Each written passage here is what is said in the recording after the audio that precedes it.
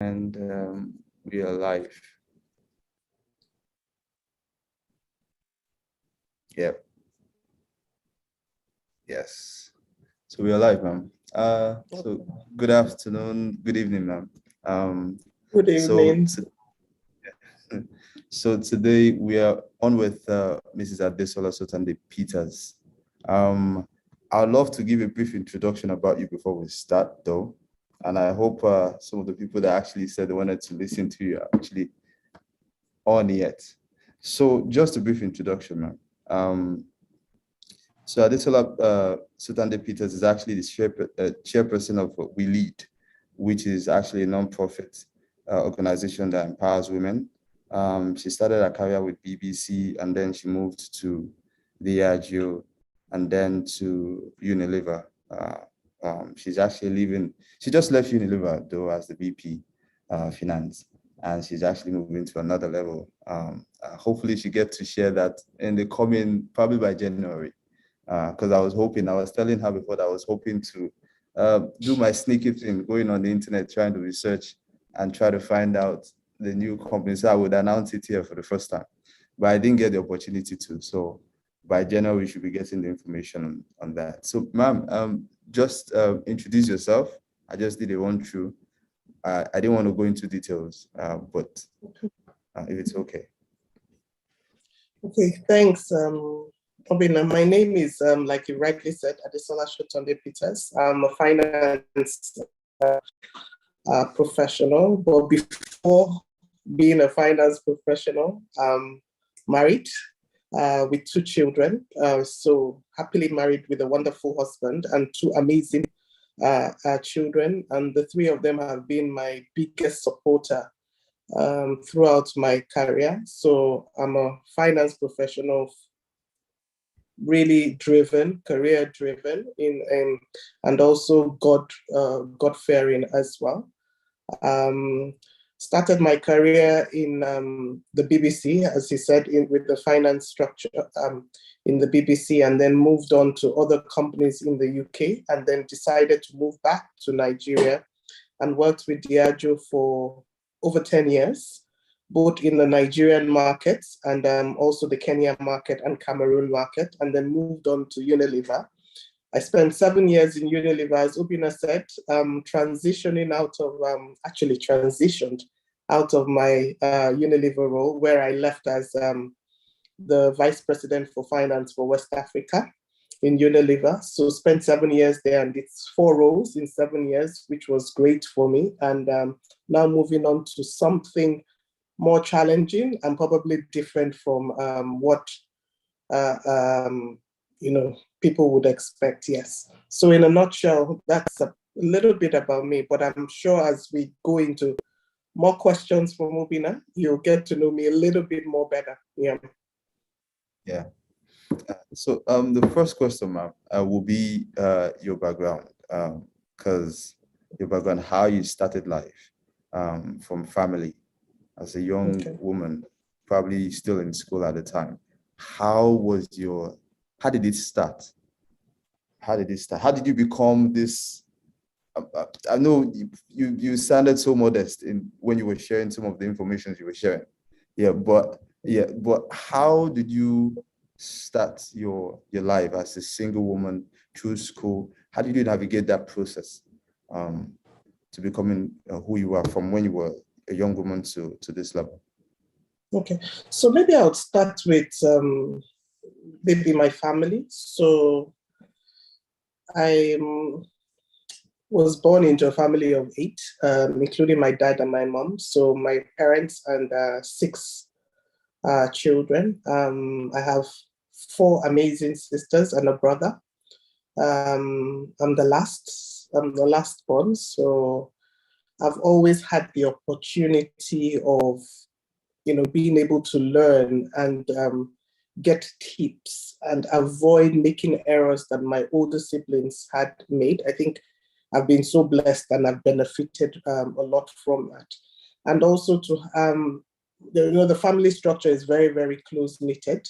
So I'm able to share different obstacles with my siblings, knowing that they will advise me rightly within the same culture and belief that we've always been brought up as a family. So went to University of Lagos Staff School for my primary education because my mom was in the medical profession and worked for Lagos University Teaching Hospital. So automatically we all went to staff school, which was affiliated to the hospital. And I did my first 3 years secondary school in Federal Government Girls College, Bida, and then moved on to Federal Government Girls College, Shagamu for the latter 3 years. We were one of the first sets for the 6334 experiment in Nigeria. So first 3 years in Bida, and then the last 3 years in Shagamu, and then moved on to school to do my A-levels in the UK, in a school called French School, and then went on to do my first degree in an American international university in London as well. And I think that's really where, my career started. So I have a first degree in business administration, majoring in marketing with a minor in maths, because I always knew I wanted to do something with maths and numbers, but didn't quite really understand the link, till I graduated from university and then decided to embark on an accounting profession. So my career has always been as an accountant, have my qualifications, my ACCA qualifications, my ICANN qualifications as well. And all this has just really been driven on, where I really wanted to be, and having clarity on the profession that I wanted to do after university. And I think the journey thereafter has really been steered towards that direction. Yeah. So would you say so far what you've achieved was because of your home training or your background from where you're coming from? Yes, I think so. I think there have been three things that have driven, where I've been today. And I think one has been God, because I think, I've really, really trusted, and I have a personal relationship with him where we discuss what my aspirations are and try and hear clearly from him as well, to make sure that whatever move I've made in life, either career or even personal moves, have been fully been backed up by hearing from him and getting confirmation from him. Yeah. And I think secondly has been the family support, both my nuclear and extended family. So from my childhood, it would have been my parents, my siblings, and then at marriage, I think the baton has been passed on to my husband and the kids, still obviously having that extended family as a support. And I think lastly has been myself, where I have had to be self-driven, clearly hear from God, and then put everything that I have behind what I want to do. You understand? So I think those are the three components that I would say. The environment, the external bit will be there, but I think those three have been the things that have led and driven where I am today. Yeah. Yeah. So in this situation currently, because you have like young ladies listening to you at this point in time, I told you about one of the ladies that worked with you at Unilever. I was excited to come on the program to listen to you today. So what would you say to young ladies, those single, right? Those single still in school, working so hard to start a family, start a relationship, and also progress in the career. How did you marry both? You understand, starting your career, starting a relationship, right? In some cases, some of us young folks don't really know how to manage those. Yeah. So how did you coordinate? Okay. So unfortunately for you and luckily for me, I think at the stage, okay, maybe I just need to, I have been very lucky. I met my husband when I was 17. So I think at that point in time, career wasn't even at the forefront for me. So the relationship was probably the priority at that point in time. So we met at 17 and I got married at 26, almost going to 27. So almost dated for like 10 years. So I was very lucky in that stage that the relationship aspect had started well ahead of when the career thoughts were even there. But I think the same principle works because all the decision-making points on the career when I came out of school, we talked about it, about what next. I don't feel fulfilled after my first degree. And he was somebody that I also bounced things of also getting advice from my family, like I said, on what next, what can I do? You understand? And also looking for older people that can either mentor or coach. So that's one advice that I would give young people who are at this stage at the moment. However, if I could replay back time to say, what could you have even done differently much earlier? I think is really getting clarity on what you want to do as a profession, well ahead. I think a lot of people go into universities not having that clarity and then come out with a degree that at the end of almost immediately they get the degree. It's almost like redundant for them. They don't want to use or they don't see themselves practicing whatever they have studied. So how early in your educational journey can you get this clarity? And I think it's something that is very critical for the youngsters, that I say that we allow children from the age of 13, 14, 15 to start engaging in internships in organizations so that they can get exposed to the different professions that are available within different organizations. And it gives them a sense on whether they would see themselves in the future doing this. And it would inform them on the kind of subjects or degrees they should go for. When we now get into uni, I think internships in universities are very, very critical as well to help give more clarity on the career, like I've said, and to also expose you to the work ethics and work environment, because a lot of people finish school, fresh out of school, and get thrown into organizations and don't know how to navigate. And that could either make or break your career as well. If you don't know how to manage and you don't have the emotional intelligence to be able to operate in organizations as well. So my advice is when you're balancing relationship and career, you understand, you need to be very clear at what stage you are on your life. I don't believe in, when people ask me about work-life balance, I always tell them, I said, I don't think it exists. At any point in time, in the different stage of your life, one would have to suffer, one or more would have to suffer. And the best thing is that you know who is going to be suffering at a certain time and you negotiate and highlight it to the person. So during your early stages of career, yourself might suffer or family might suffer because you want to, put all your heart into your career just to ensure that you reconfirm why an organization has hired you. You understand? So at that point in time, it's best that you negotiate with the family and let them know that, this period is like my probation period. I might have to just put my heart and soul into it. Thereafter, once I get my foot on the ground, then, I would compensate you for that. And for the ladies, whilst you're in the childbearing, in this childbearing stage, work has to suffer. You understand? You're going to have to take a back seat at work, slow down, you understand, and focus on your family at that point in time. And once you've had all the children come back from maternity and you're a high performer, you catch up. You understand? Don't try and want to please home, family at all cost at the same time, because you will drop one of the balls. Yeah.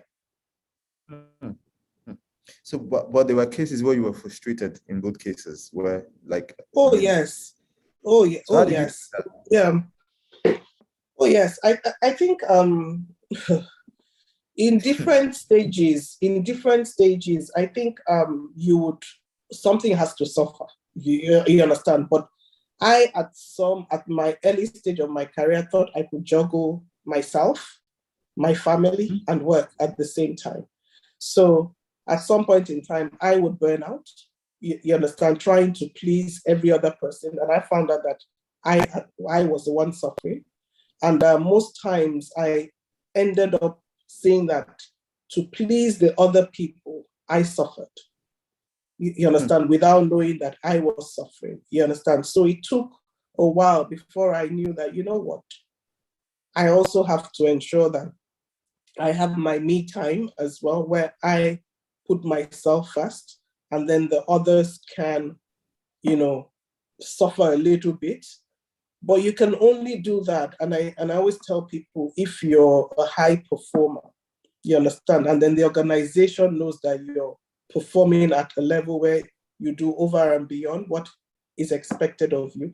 So when you ask for time out, you understand, because you have certain projects or certain things that you need to refocus to, I think any right organization would, give you that time. You understand?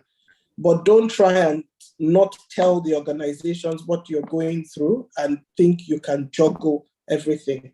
It will fall back on your performance, and then it could be misinterpreted as, oh, this person is not performing anymore, without understanding the context around why you've dipped a little bit. Yeah. So I've had situations, in the past, but with experience and with being in the organization for much longer now, working, I know when to quickly put my hands up and be vulnerable.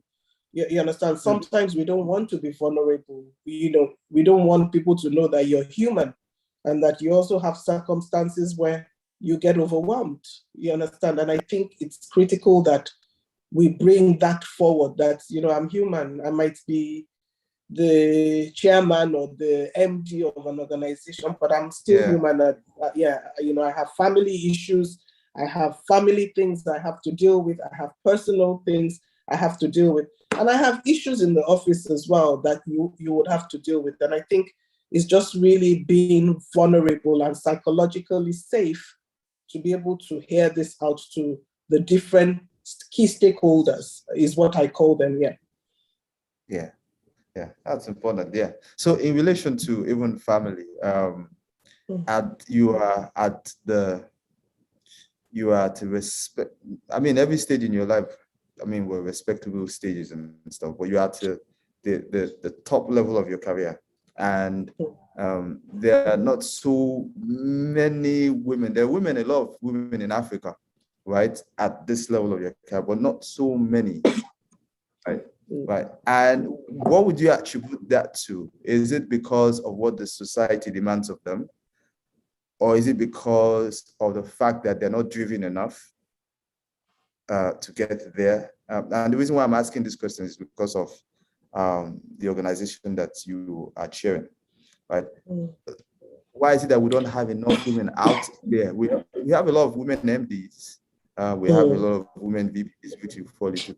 We have a lot of women, but why is it that we don't have that much? I'm not saying we're trying to compare it to men, though, but I'm saying, why is it that we don't have that much up there to do big things? Yeah, I think globally, it's a global issue where, but I think if I look at in the last 15 years, like you rightly said, we're seeing more women getting into top management position. I think because there's been a conscious focus on diversity and inclusion. However, I think, like you rightly said, with the organization I sit with, I think it's a short-term fix. And if we don't fix the fundamental root causes, then we would get to a stage whereby we go back into the cycle where we're not seeing women in different spaces. So women in manufacturing, finance, when my transitioning out of Unilever, I just really sat back and said, if I were going to leave Unilever to recommend another female finance manufacturer is there any? And we're not many. We're not many women in manufacturing. There's so many women in the banking space, in finance, but not in manufacturing, because it's not really I would say it's not a sexy role to do. You understand, working in the factory, not being paid much, because manufacturing doesn't have money. You have to have a passion for what you do to stay in manufacturing. So for me, I think what is required is there's certain professions where there is scarcity of women, talent pool, because even when organizations are saying with part of their diversity and inclusion, they want, when a role is vacant, 50-50 CVs, 50% CVs for men and women, but then we find it difficult even getting the women to come for the interviews because there just isn't women in that space. So I think in the society in which we operate, and even globally, we need to start mentoring and coaching children, especially female children, from as young as their primary school ages, so that they understand that Adesola is an accountant and she's a woman, and is not a man that is an accountant. Sorry, excuse me. Sorry. And if we want female engineers, we need to do that from primary school so that they choose the right subjects in secondary school and not wait till university. Sorry. Yes, ma'am. Yeah. So for me, I think that's the job that needs to be done by people like us that have seen the scarcity from the top, and to ensure that we're grooming the right number of people so that when it gets to the stage where we have to place people in management, we have adequate people in the pool. Yeah. So at some point, do you think, bless you, sorry for your cough. So at some point, do you think it's psychological? I think so. I think some could be, and I think some is from upbringing. I was brought up, like I said, we were 5 girls. And my dad had brought us up that he didn't even make us feel that there were certain things that girls could do and boys could do. I think some parents limit certain things. They tell their girls, you can't do this, you can't do that, you can't play with a tool. Sorry. Bless you. Yeah. Sorry, that you can't play with a girl that wants to go and play with a toy that is a work tools will probably say, no, go play with the dolls and stuff like that. So I think psychologically, we need to let our girl child know that they can do anything. There is no profession for men and there is none for women. And I think when we start bringing them up in that way, then sky will be the limit for our female children. Okay. Right. Yeah. So there's this, you always, this flyer always post piece of information on pieces of information on Instagram, and I get to read them almost all the time. Sorry for your cough, ma'am. I'm so sorry. I had to bring you up if you're not feeling too. Sorry. Yeah. So there was one, you posted something, I think it was 6 days ago. You said, it's not enough to believe in yourself. Know yourself, know your skills, be honest, then believe and do. Right. I'm guessing you were not referring, you were not just saying that to women alone, even though you're very passionate about them. Yeah. Yes. So what, so Mrs. Adesola's page on Instagram is Sotande-Peters. So you guys, you can go there and see some of those flyers that she actually put out, a piece of information which is really, really good. So what was the idea behind that? So I think a lot of people don't believe, and when I look, sometimes I take some of these articles, I look at the corporate world, and in the corporate world you have this your half-year review, full-year review, where a lot of people tend to listen more to what the organization has to say about them rather than what they know they can't do.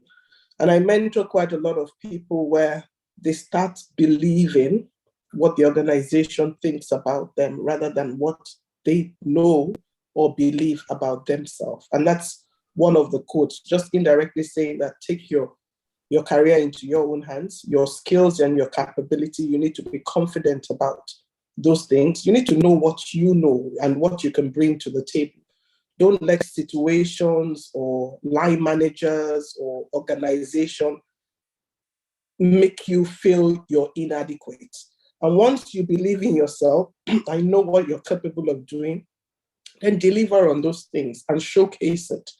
You understand? So in a nutshell, that was what I was trying. So I use quotes just to really, sometimes some of my quotes are based on maybe conversations I've had with people and the common themes that I'm seeing, that people are maybe down about something. And I just feel that quote would speak to some of my audience so that they can start believing in themselves. So you really need to believe in what you're capable of doing. You know where you want to be in the future. You know the path you want, how you want to get there. So, you can tell the story to somebody else, but they're not on that journey with you. You're the one on the journey. So you need to believe that, in the next 10 years, this is where I see myself. Your line manager is not going to see that. You understand? It's almost like having a dream and then coming to tell somebody what you dreamt about. You understand? You're the one that knows the look and feel of how you felt in that dream and how excited you're about on the journey, when you tell somebody they could be or could not be. So it's really just really owning your own space. Be confident about what you know. Even if you make mistakes, don't let people put you down and make you lose confidence of what you're capable of doing. Take the learnings, get up and move. Yes, ma'am. So in addition to self-determination, right? What other thing I know God, I knew you say God, and yeah, but in addition to self-determination, right?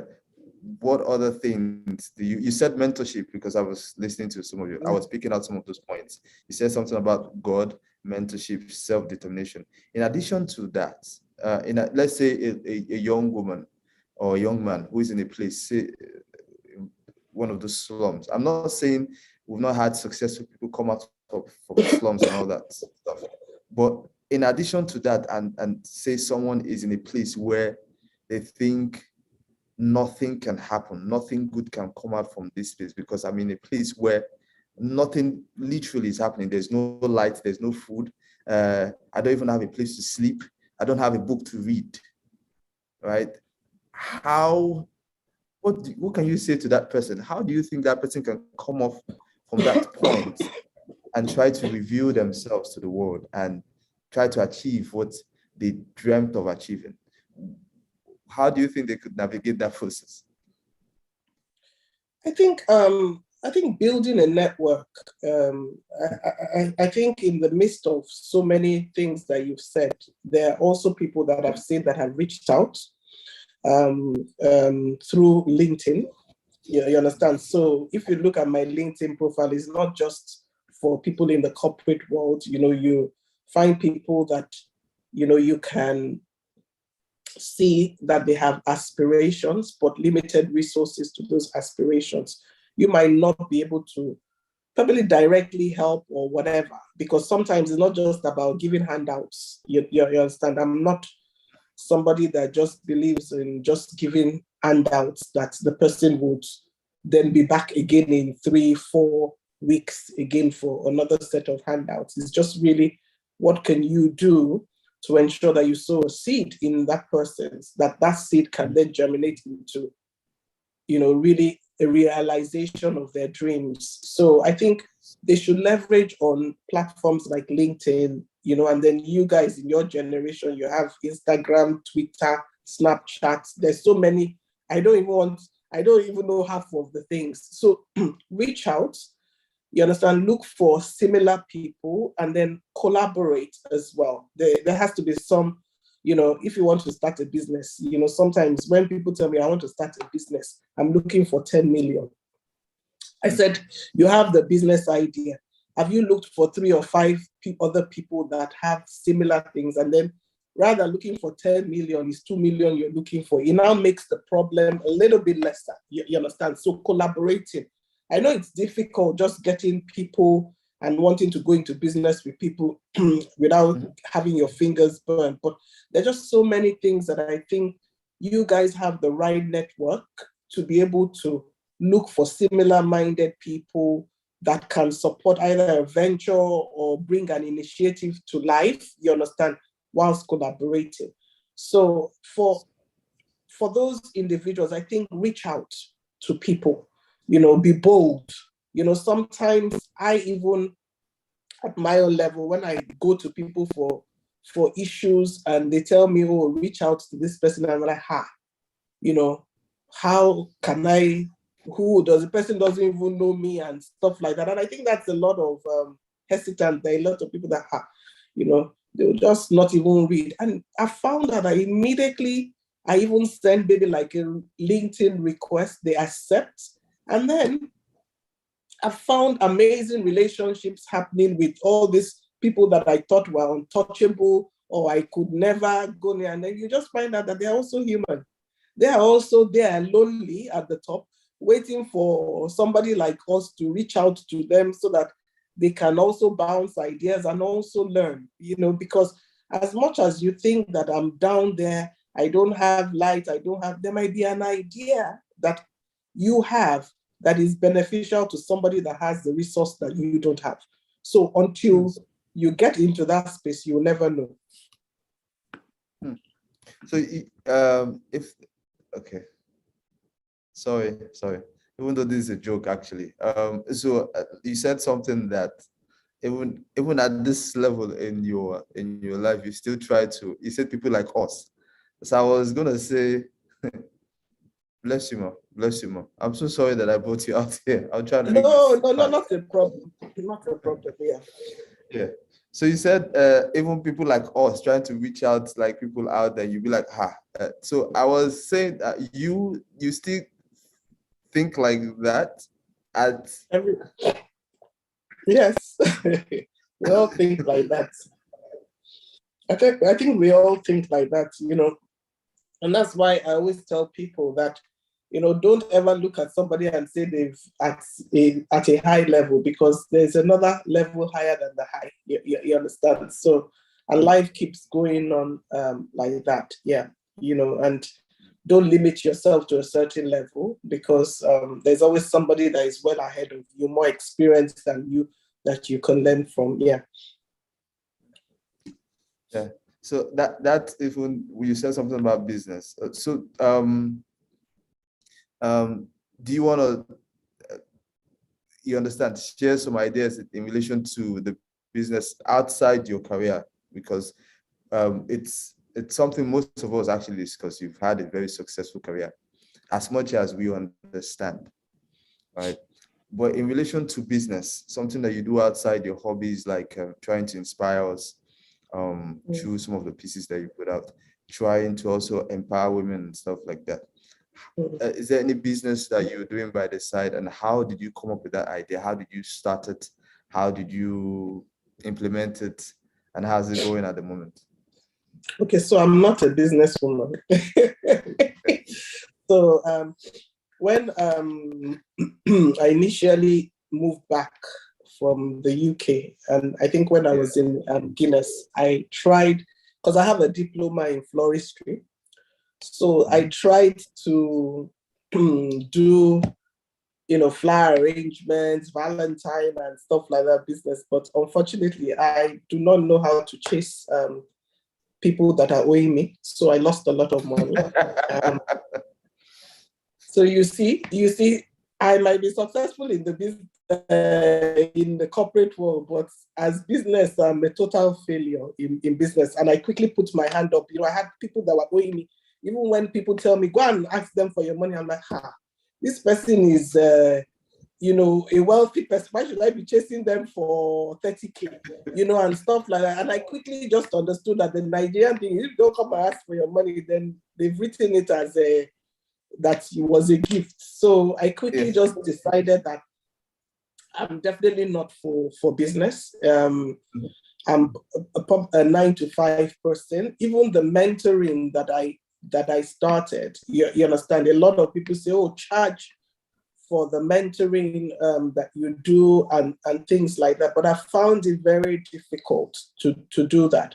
So obviously it's not my strength. So I don't have a side hustle that generates funds. So what I do is when I get my salary, I try and invest in a way whereby it generates funding.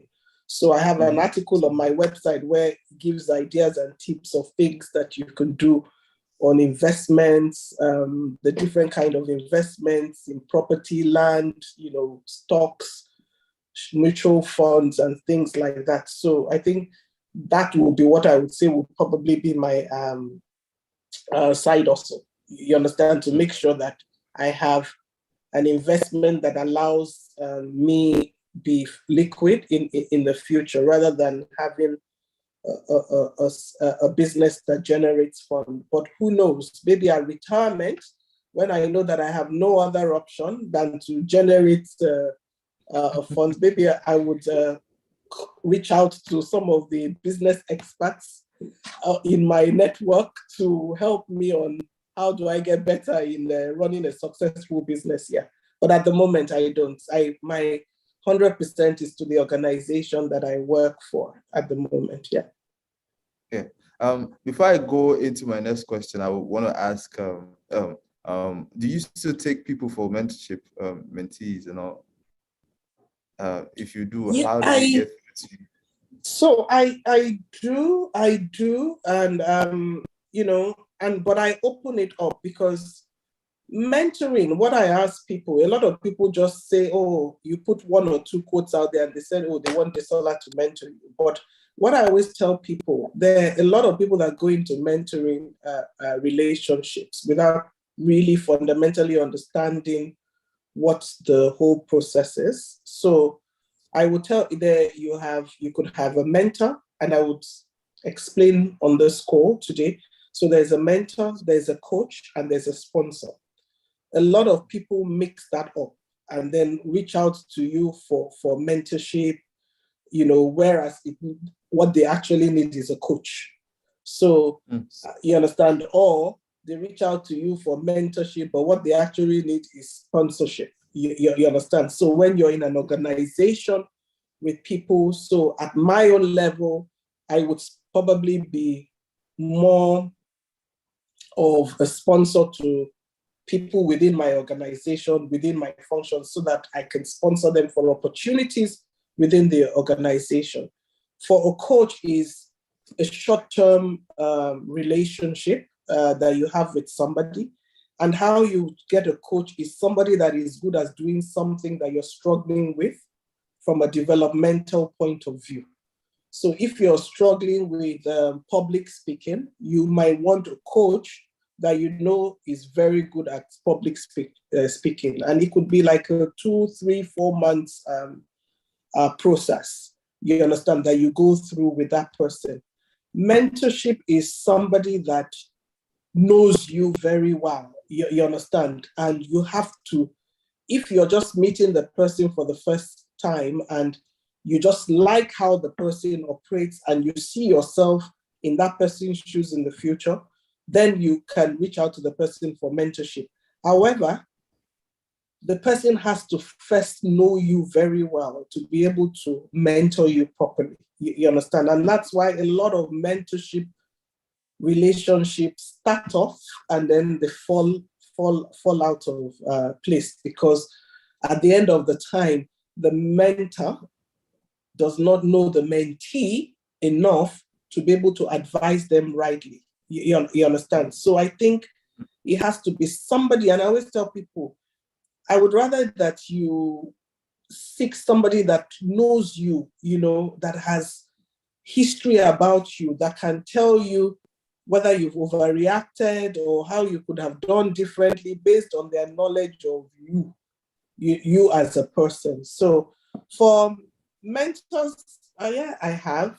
You understand? People reach out to me, and I find out that majority of the time I coach for a certain period of time, and then you see them thrive after that. They've learned and they're ready to move on.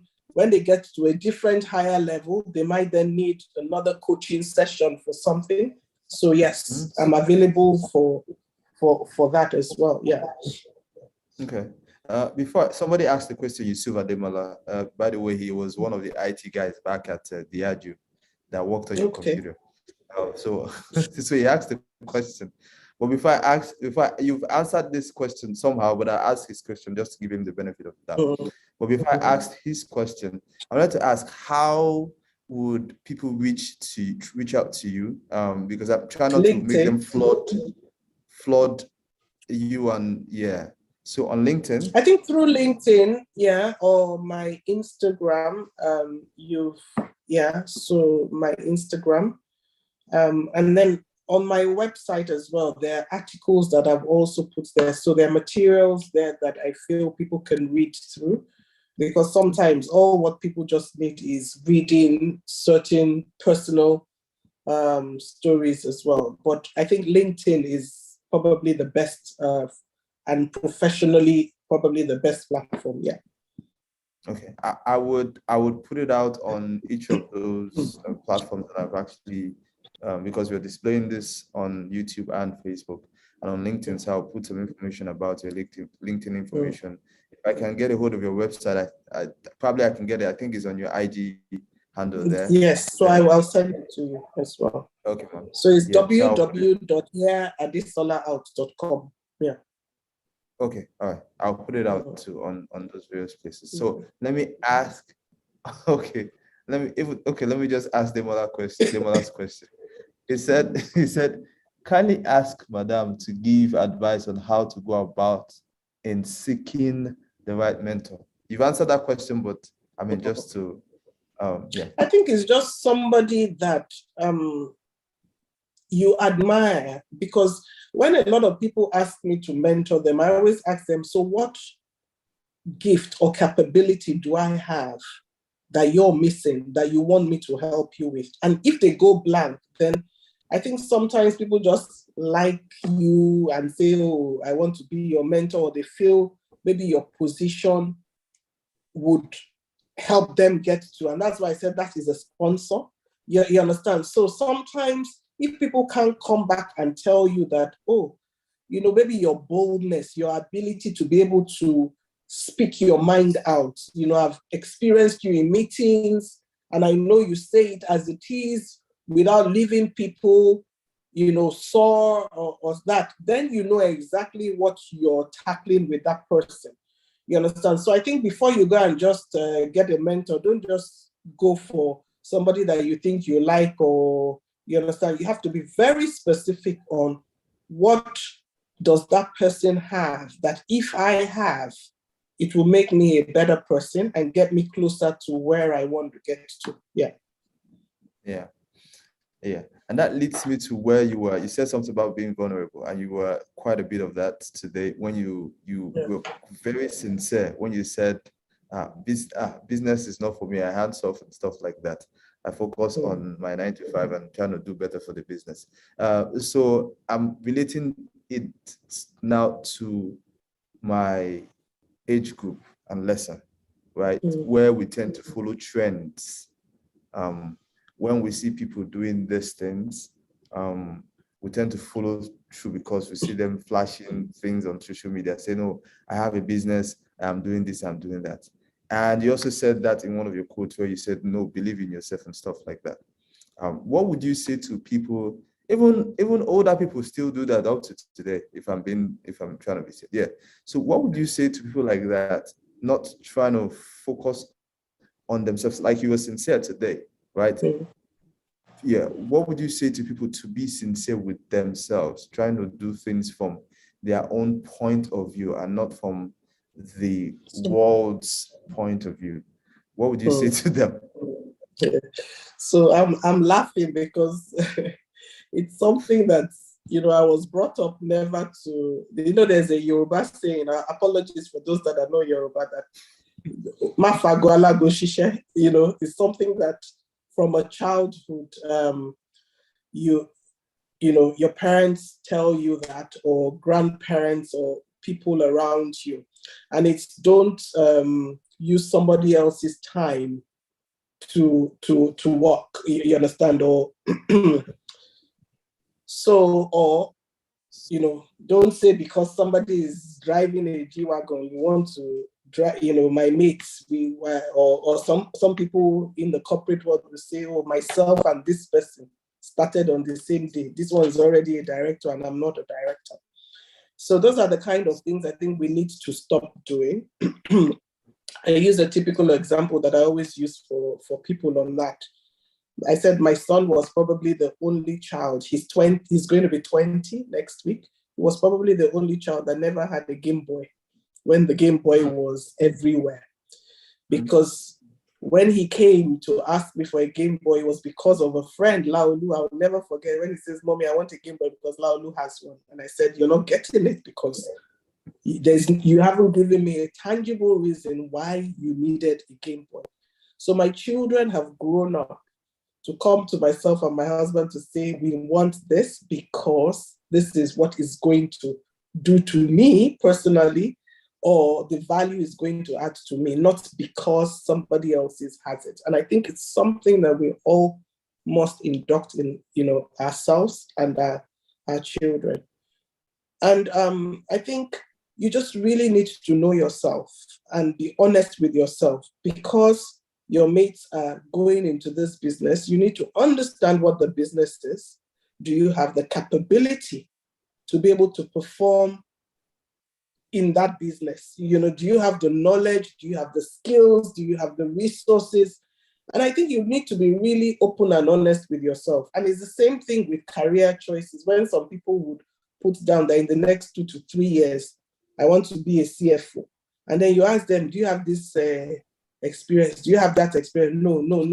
And then you say, okay, you don't have about 10 experiences, you understand? And then you want to be a CFO in 3 years. I'm not saying you will never be a CFO, but you need to be totally open and honest and be ruthless with yourself and be realistic with yourself as well. So for me, if you want to go into a business or even into a career or a profession, is for you to understand what it entails to be able to be in that space, in that business, or in that role or position. I always tell people, look for 3 or 4 people that are currently doing that business or doing that role. Find out from them what it entails to be able to be doing that business, or even find out from them how much they're making. Sometimes you see people on the surface, it's like the business is lucrative. The day you now go into it is where you now start seeing all loopholes that is not profit making, is money just going with that person hoping that one day they'll break even. And then you don't even have the capacity. They might have family that is backing them and investing in it. You don't. You have to go to the bank, get interest rates at a ridiculous amount. So it's just really for you to do your due diligence on certain things before you now say that that's what you want to do. And then once you get into things, I think the ability to be able to try things and quickly know when to get out of it. Some people feel, yeah, I'm halfway in. It's better to run back halfway than to run back when you're totally exhausted completely with resources and stuff like that. So our ability to have checkpoints on different things and know when to call, and say, you know what, I can't do this. I'm a failure. Maybe I'm never going to be able to do this. Let me now just move on to something else. So that will be the advice that I would give people. Don't think because A worked for X, A would work for me. It might be A with a little bit of B that might be required for you. But if you don't understand it in the first place, then you will never know. But don't use somebody else's yardstick for yours. I think you should be very clear and set your own self, your own goals based on what you know you're capable of doing. And then that will motivate you. Yeah. That's a fantastic answer. So I have, just not to keep you for too long, I just have a few more questions. When I will go to marriage, how I mean, you've been married for a long time, because you already said your first one is about 20 years. How long have you been, man? So we'll be 22 years in January, but like I told you, we dated for 10 years, so kind of like 32 years. Yes. My God. Oh, yes.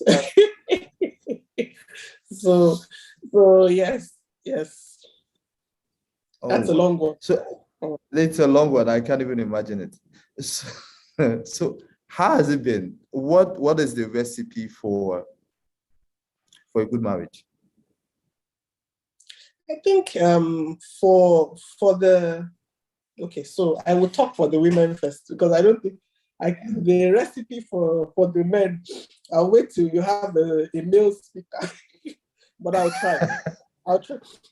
try. I will try based on the qualities that my husband has. So I would put it on the table for why I still am here. You understand? Happily married. So I think one for the men is support. I think it's very, very critical that women in the role that we're playing right now, we need the support. We have our own work. I would talk to the women after, you understand, but for the men, I think it's support and the sense of care and responsibility for the family. And for the men, I think the advice I would say is it's not about putting just money on the table. You understand? And that's why I said love and support. Some men feel, oh, I'm already giving her money to get as many nannies, to put food in the house. It goes beyond that now, especially now that women also can't afford to do those things. I think what the woman needs is a man that is present. You understand? The same way when you were chasing, you guys always seem to forget that when you were chasing us to marry you or to date you, that same momentum, Energy. the woman feels, yes, you understand? It has to be there where she feels valued. You understand? And I think then it now makes it easier for us as women to play our role to be submissive, because know your husband's got your back. You understand? He adores you. So doing anything and be selfless for them will just be easy. And for the women, I think it's also critical for us to always respect. And I say respect because sometimes when you work in an environment where there's similar people to your husband there that you talk to on a professional basis, don't bring that talk to the house. I always tell people, I said, when I leave the gates of Unilever, I put my position and everything in Unilever and I pick it up back in the morning. When I get home, you assume your role as a wife and a mother, respect. You must respect the guy. You understand? So that he can respect you. So that has to be mutual. Submission. God has given us a gift to be able to juggle far more than the men can do. So we play that role.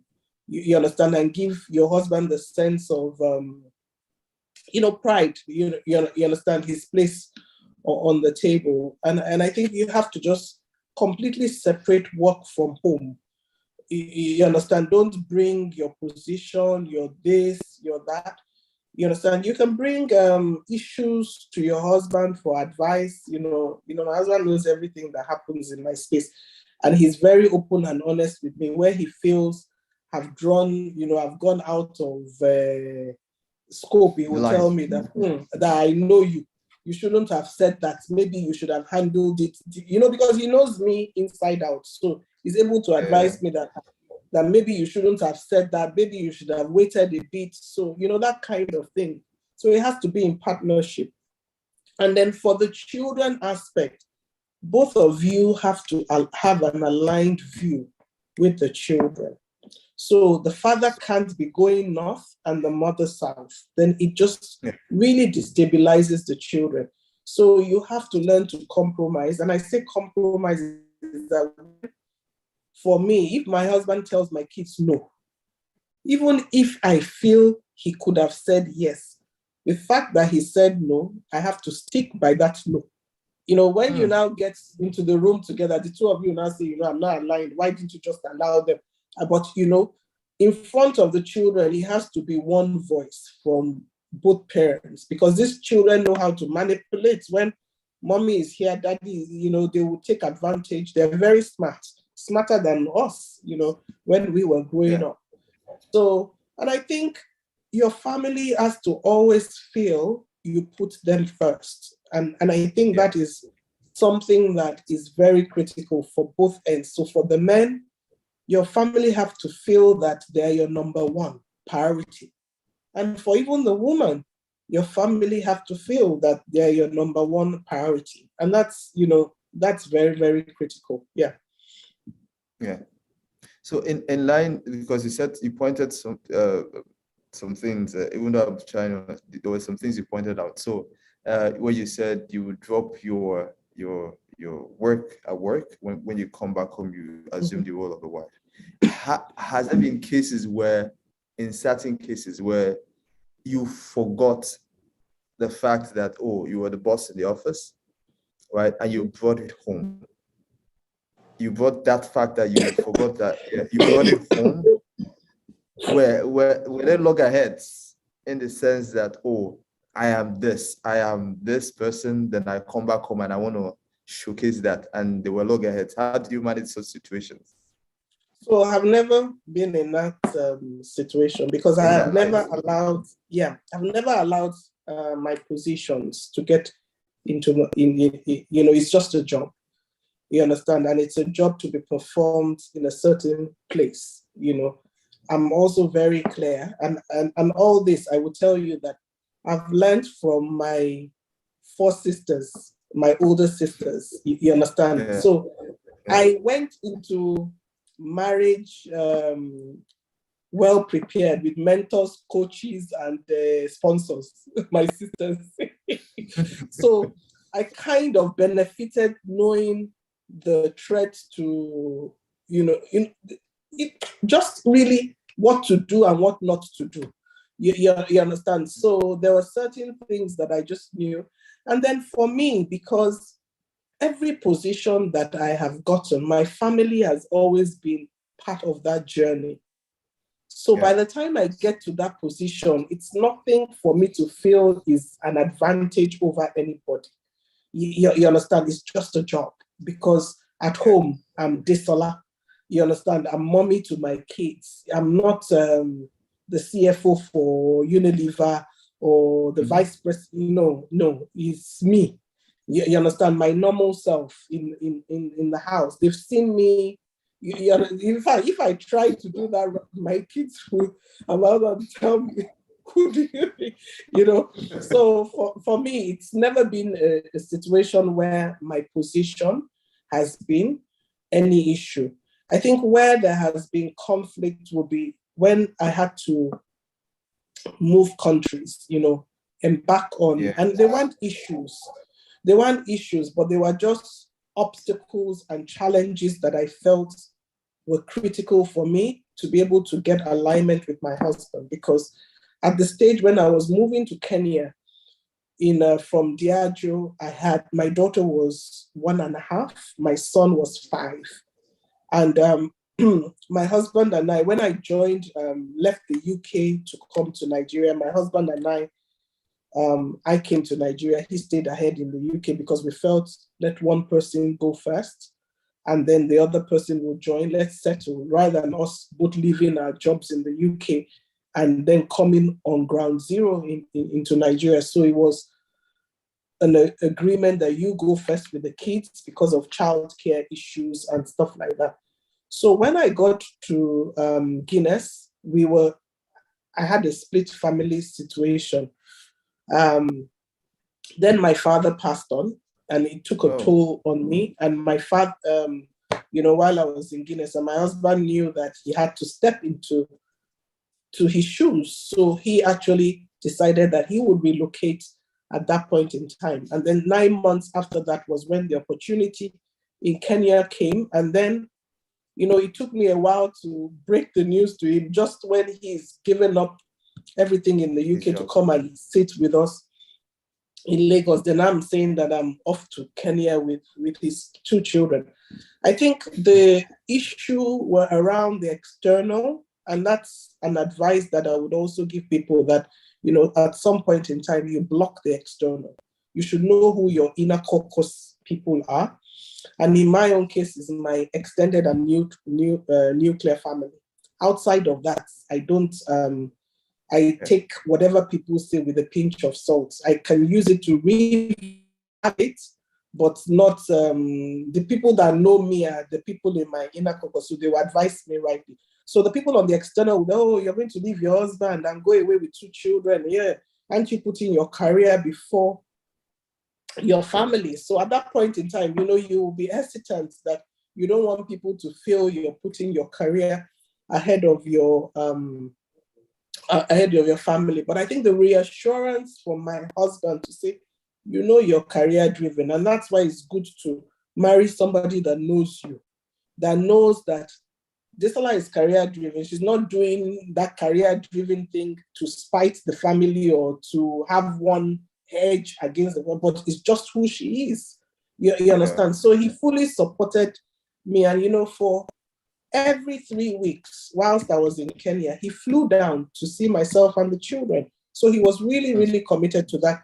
So there's situations where it will be a stop blocker for you as your family, where you all have to come together, rethink, and see how do we navigate through this, and then come up with a solution that works for both parties. Yeah, okay. So that's okay. Well, one last question before the last one. 2 questions actually. The one, what would you advise young people looking out to get a spouse? It's a good thing. Go and get a spouse, but get a friend. You understand? The advice is you must marry somebody. I know at this stage, some people marry for looks, and for, looks don't last. I always tell people, when I got married, I was a size. It has to be the person. And when I say the person, is who that person is. And it has to be more than just physical looks. It has to be somebody that can be a good companion, you have things in common with, because your marriage will go through tests on where it's just the 2 of you. Then the children will come, you understand? At that point in time, the dynamics of the family will change. The focus will now be on the children. Both of you will be focusing all the love. You might not even remember to love each other, but all your love will be going on to the children. And then these children, we are also children. These children have a way of sapping all that love that you might not even have enough for your spouse. But you have to consciously remember that you guys were together before these kids came. Then you go through a stage where the kids, like my husband and I, the kids are away. They're in boarding school. One is in uni, one is so we're empty nesters now. So you now have to rediscover yourself again after so many years of pausing. It's almost like you pause, the 2 of you going for movie night, date night. You will pause down, because if you say you want to go for movie night, the children will say, how about us? Where are we going? Why aren't we going? And stuff like that. So you just find out that all your outings are family outings, and so you even forget how to, even for both of you to book a table for 2.